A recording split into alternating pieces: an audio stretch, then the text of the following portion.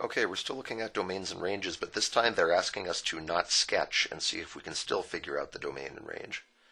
So,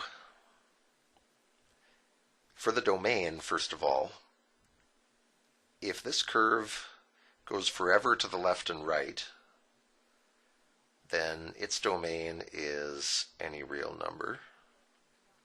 I'm talking about the original curve right now, not the root. I'll get to the root in a moment.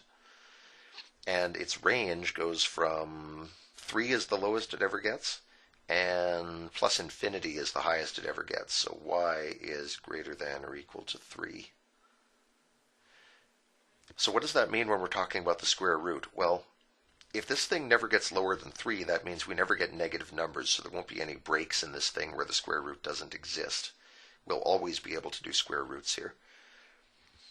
So that means if we can always do square roots, then the domain for our root function should also be xer.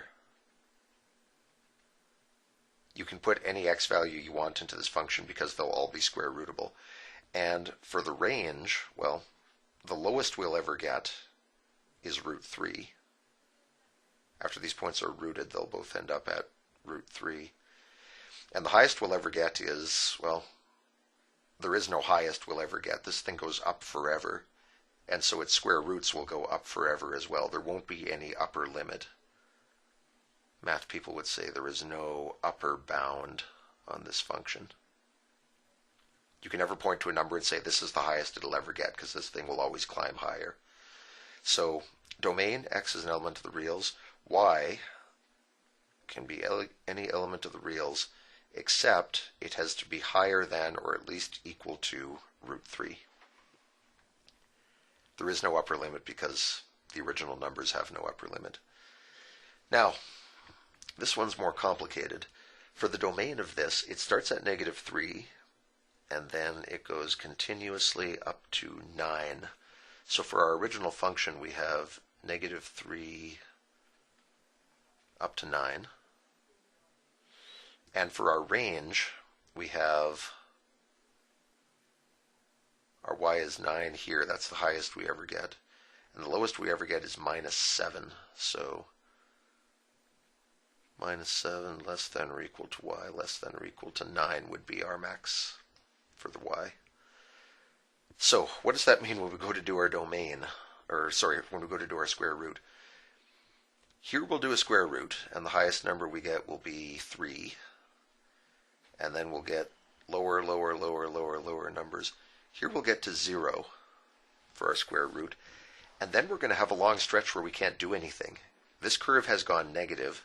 We can't square root negative numbers, so here we get undefined, undefined, undefined, undefined, undefined, undefined. Here it kicks in again at 0. And then it's going to rise until the highest we'll ever get is the square root of 4. Then it'll drop. Lower, lower, lower. We'll get to 0 here. And then it'll go undefined again.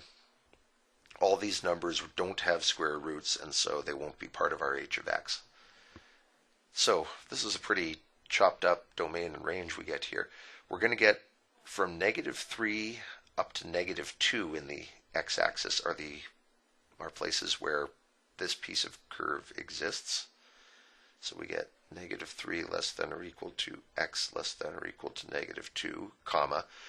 And then we get from 3 up to 8 is the next stretch on the x-axis where this curve actually exists. So 3 less than or equal to x less than or equal to 8. You can put a comma between these, or you can use the union symbol if you want, which means this piece connected to this piece. That would be the domain. For the range, well, we get 0, and we get everything up to 2. And over on this piece, we actually get further than that. We get everything up to 3. So in the y direction, everything from 0 to 3 is covered. And that would be our range. So when you're doing domains and ranges for a radical function, right away you go looking for trouble, and the trouble is, where does this curve go negative?